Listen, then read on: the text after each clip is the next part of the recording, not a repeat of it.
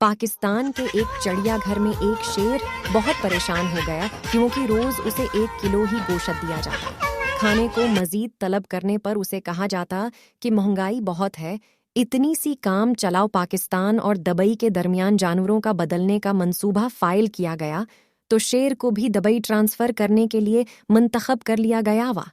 شیر یہ سمجھا کہ میری دعائیں قبول ہو گئی ہیں، اب صاف ستھرا چڑیا گھر اور ایسی اور پیٹ بھر کے کھانا ملے گا۔ دبئی پہنچنے پر پہلے دن ہی شیر کو بہت ہی صاف ستھرا ایک تھیلا ملا۔ اس نے بہت خوشی سے وہ تھیلا کھولا تو اس میں چند کیلے تھے۔ شیر بہت حیران ہوا، اس نے سوچا کہ شاید یہ غلطی سے میرے پاس آ گئے ہیں۔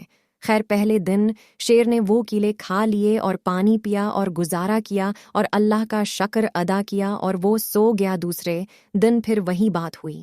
شیر نے جب تھیلا کھولا تو اس میں چند کیلے ہی تھے۔ شیر کا دماغ کھل گیا، اس کو ڈلیوری بوائے پر بہت غصہ آیا۔ اس نے کہا صبح آئے اس سے نپٹ لیتا ہوں میں۔ پھر اگلے دن ڈلیوری بوائے آیا، شیر نے اسے روکا اور اس کے سامنے وہ تھیلا کھولا، اس میں سے پھر چند کیلے نکلے۔ شیر غصے میں ڈلیوری بوائے سے ایسے کام کرتے ہو، اب روز غلط پیکٹ مجھے دے جاتے ہو، یہ کیا ہے؟ تم کو پتہ نہیں میں شیر ہوں، جنگل کا بادشاہ ہوں اور جنگل کا بادشاہ گوشت کھاتا ہے، تم مجھے کھانے کے لیے کیلے دیتے ہو۔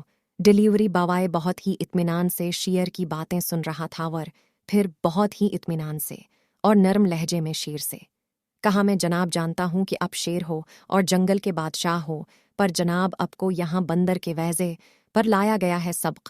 اس کہانی سے یہ سبق ہے کہ دوستو، دبئی میں پاکستان سے زیادہ حالات خراب ہیں۔ جو لوگ دبئی جا کر کام وہاں کرتے ہیں ان کا حال یہی ہوتا ہے۔ فنی ویڈیو دیکھنے کے لیے ہمارے چینل کو سبسکرائب کریں۔